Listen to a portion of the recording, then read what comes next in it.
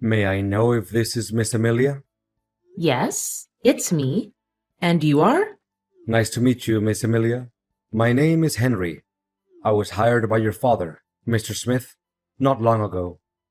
He wanted me to keep you away from all of the misshapes and life-threatening dangers that are predicted to happen in the near future. What mishaps? Can you make it more specific? There's something you need to know, Miss Amelia.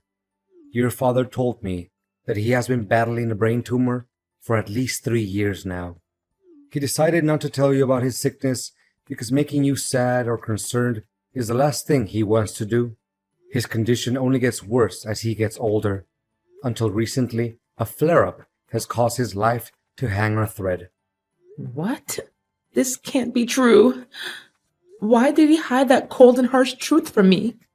He knows how important he is to me. As my mother left us behind to pursue her own happiness, my father had to assume the responsibility of both man and woman in our family. Yet, not once in my whole life have I ever heard a single complaint from him. He even chose not to remarry so that he could put his heart and soul into raising me. His love for me truly can't be described by words. I can feel how deeply connected you and your father are, and I'm truly sorry for what you have to go through right now. I know this is difficult to bear all at once, but you need to be strong. Mr. Smith anticipated that when everyone knows about his current condition, some unfortunate events may happen to you and your dad's company. That's why I'm here, to make sure that you'll be safe, no matter what circumstances. Are you still with me, Miss Amelia? Yes, continue where you're at. I'm just gathering my courage, trying to calm down and not crying too much. I know you're a brave girl, Miss Amelia, and your father is always proud of you for that. But wait, why should I put my trust in everything you have to say? Clearly, you just must be some random person who happened to know my number. Mrs. Smith figured that you would ask something similar.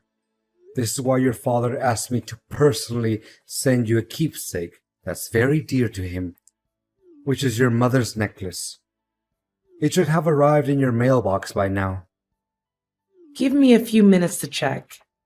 Well, I guess what you said is believable, because the one I found in my mailbox is definitely my mom's necklace, which my dad always carries in his pocket wherever he goes. Look, your father is still fighting hard for his life. Although he can hardly move, he's still able to talk and remains conscious about what's going on around him. In around 3 days, I'll read his testament on his behalf at the hospital. According to his will, you, Miss Amelia, will inherit not only his incredibly large fortune, but also his $1 million company. Well, money and power are never my first priorities. All I care about right now is my dad's vitality and well-being. Money and power may not matter much to you, but your father fears that some people may try to steal them from you, or even try to get rid of you so that they can lay their hands on your father's enormous property. That's why I'm here to protect you, and I'll be secretly watching over you from afar, and immediately interfere whenever I feel that your safety is in peril. But you gotta make sure that no one can find out the truth about me, even the people who are closest to you. If that's what my dad wants, then I have no reason to disobey. But may I know the identity of people who want to harm me to appropriate my dad's wealth? Well, there are some names on your father's list of possible suspects. Until now, they haven't made any shady move yet, but it doesn't mean that you can let your guard down. Remember, anything can happen and put your life at risk after your father makes his announcement in a few days, and you have to prepare yourself for the worst case scenarios. I understand. Thanks for the advice. Honey, my heart will be broken into a million pieces if one day I can no longer see my dad again. You know it hurts me as much as it hurts you. But as the doctor said, your father's at the final stage and his chances of making it through are very slim. Please don't say that. It saddens me to an infinite extent. I'm well aware that your dad occupies a very special place in your heart, But now that his part in this lifetime is almost complete, don't you think it's about time that we need to start focusing on keeping up his legacy and make him proud? Legacy? You mean his company? Well, I don't see any point in avoiding this matter. In fact, your father has dedicated his whole life for the growth of the company. Correspondingly, I'm sure that he would want us to take over his place and prolong his thriving business, don't you think? It really doesn't make any sense if you let his lifelong effort go down the drain by worrying too much about his destined demise. I mean, you may have a point in what you're saying, but honestly, there's no spare room for anything else in my mind right now, other than my dad's life being on the line. I acknowledge what you have said, and I'm sympathetic to it. However, an organization can't operate without a leader. If you feel like you're not up for the task just yet, it's my duty, as your husband, to help you weather the storm and get through this time. To put it more precisely, I would like to lend you a helping hand and take the responsibility of Chief Executive Officer, the position which your dad used to have. Of course, the company share that your father once held is still under your ownership. So, what do you say? Well, I really appreciate your thoughtfulness towards me. Nevertheless, my dad had stated very clearly and in detail in his statement that he wants me to assume the role of Chief Executive Officer. And for that reason, I'm not planning to do anything that's against his last wish. Wait, do you seriously think that a woman is adequate for such a prestigious leadership role like CEO? Significant positions, especially company leaders, are not a joke, and they're obviously not meant for women, honey. Don't let your brainless things like feminism trick you into thinking that you'll be able to fulfill such a substantial duty. What is your problem with women taking on significant positions at the workplace, really? Amelia, you do realize that women always have to depend on men to get everything done, right? You women can never decide anything for yourself, and you easily let your emotions get the best of you. If you still care about the family that we'll build together, you should reconsider your place and fulfill your duties as a wife, which means doing household chores and bearing my children. Well, I don't see anything wrong with me taking on leadership responsibilities. I graduated top of my class, and I dedicated 7 years to achieve my master's degree and PhD in economics. I even devoted more time working for the company than you did. To back up my words, I'd started from the bottom and I made my way to higher positions step by step. Nothing was handed to me on a silver platter, you know. I know, but don't you think it's a little weird that the husband works as a subordinate to the wife? Why? I don't see anything that's weird about it. Honey, it's about finding the one that's more suitable for the job. That's all. It has nothing to do with the roles we have in our family.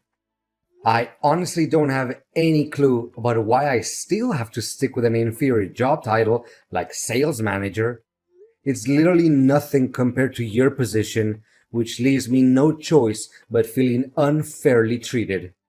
I mean, didn't he take any of my hard work into account? You do realize that to get to the point where you're at now, it takes other people at least 3 years? You had it easy enough and got promoted to manager in only 5 months just because you're my husband. I mean, what will other people say? They may think that I'm nothing but merely a parasite in your family. Not getting the highest position of the company doesn't make you a parasite, William. What's wrong with you all of a sudden? I thought you enjoyed your current job. I did, until I figured out how deceitful your father was. He promised that I would take his place after he retired. Now he swallowed his own words and had you take over the position instead. What? How can you make up such a lie? If my father intended to let you take control of the company, he would have told me about it. He never makes any important decisions without letting me know firsthand. Look, William, I don't want us to fight over this kind of thing. We're family, And being family means helping each other out in times of need, not picking a quarrel with one another over power and inheritance. Let me make it clear to you once and for all. If I don't get to work as the chief executive officer of the company, I demand a divorce as soon as possible. What? How could you say that so easily after our 3 years of marriage? And most important of all, in the toughest time of my life, when I'm about to lose my father? Well, your father doesn't treat me very nicely as well. He let you inherit his position because me and him are not biologically related. Guess once an outsider, always an outsider, right? He never saw me as his son after all. I said it. Let me take over your dad's position, or you can consider that our marriage is over. All right. I'll think long and hard about it. William, you can't believe what happened to me when I was on my way home after Dad's funeral. First, I was nearly hit by a truck while crossing the road. Then, out of nowhere, a flower pot almost fell onto my head. I bent down to tighten up my shoelaces. That was why I didn't get hit. After that, there were some people sawing down a huge tree, and I was nearly crushed by that. It definitely was not a lucky day for me. But where are you now, William? After the funeral ended, you were nowhere to be found. Everyone was so worried and they looked for you everywhere. What a shame to hear all of those unfortunate events. I'm not at home, by the way. And why should I be? What? What are you saying? Well, first of all, now that your father is dead, why should I be around you anymore? After all, it's his fortune and power that I went after in the beginning, not some kind of foolish love between you and I. You're telling me you didn't have any feelings for me in the first place? Not a tiny bit. Do you actually think that I approached you and your family because I fell for you?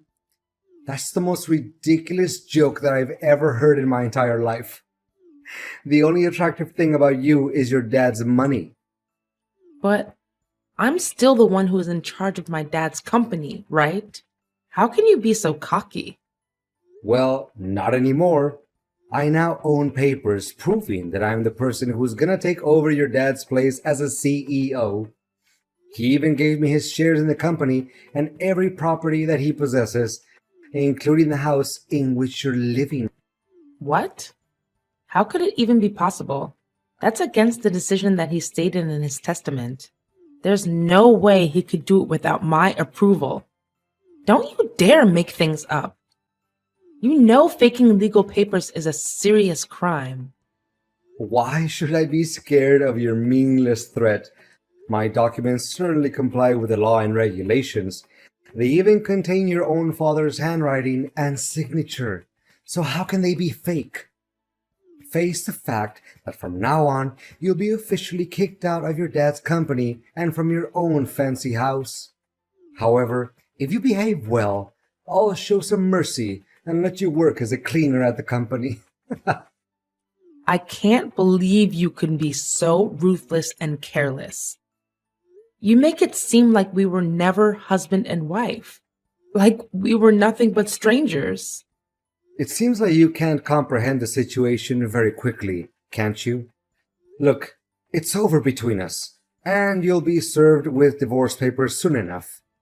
What's left for me is to enjoy my victory alongside the true love of my life, Luna.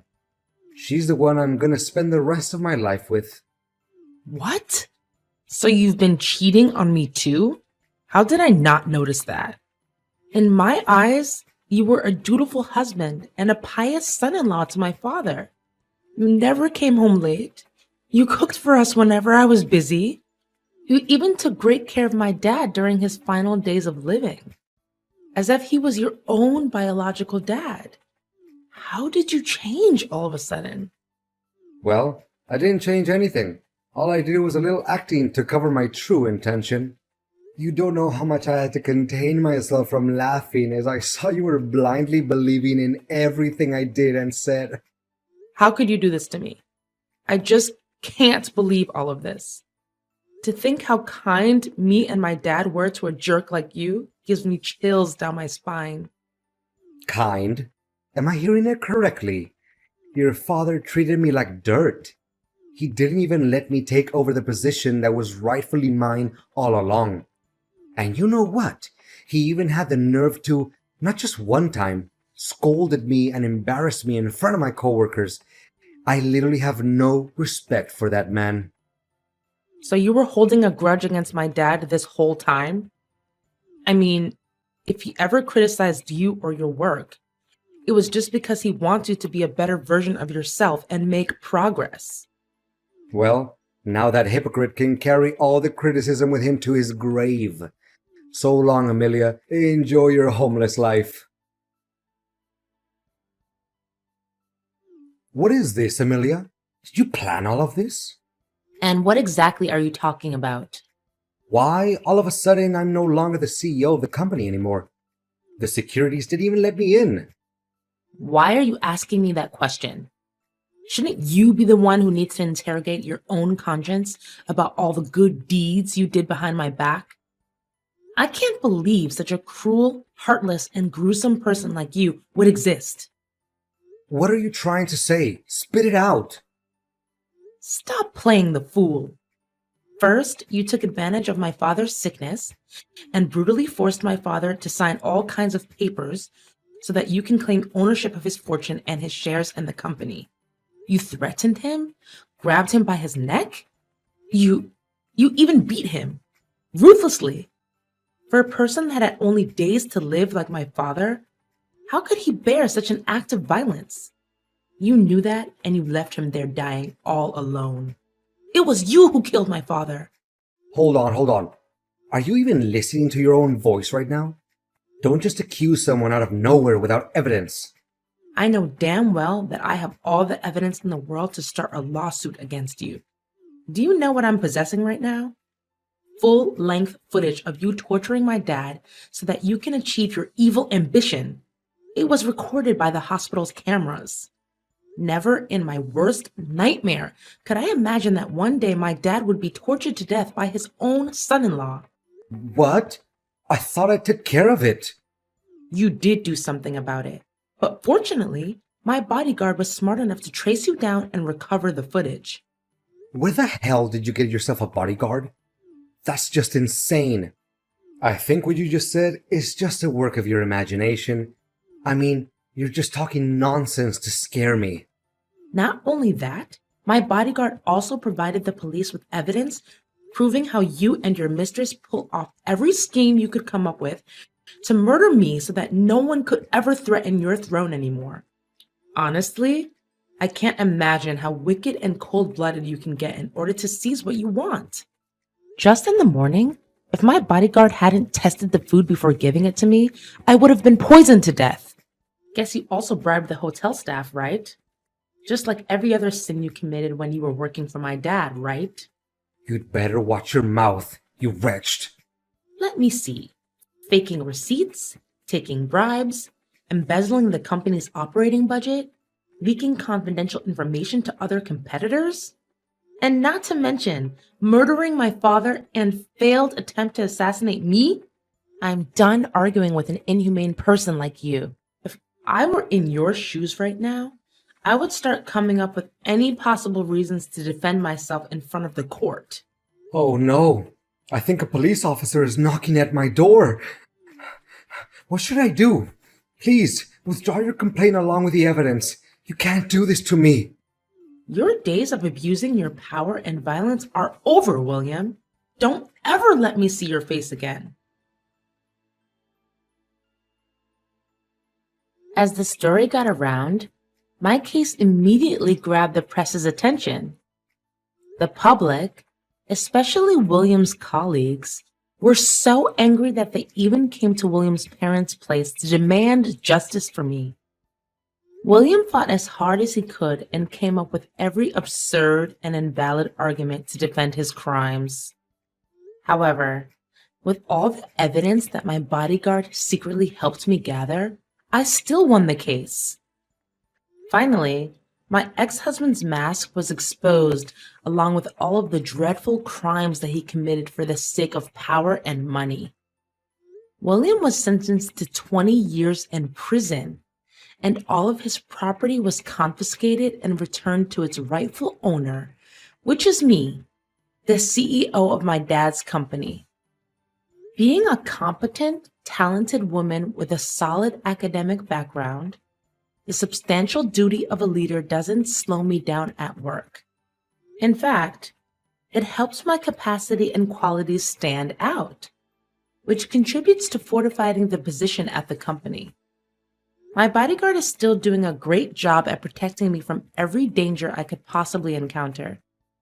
Well, he's not only my bodyguard anymore, but he's also my best friend, a person who I can share each and every one of my secrets with. And most importantly,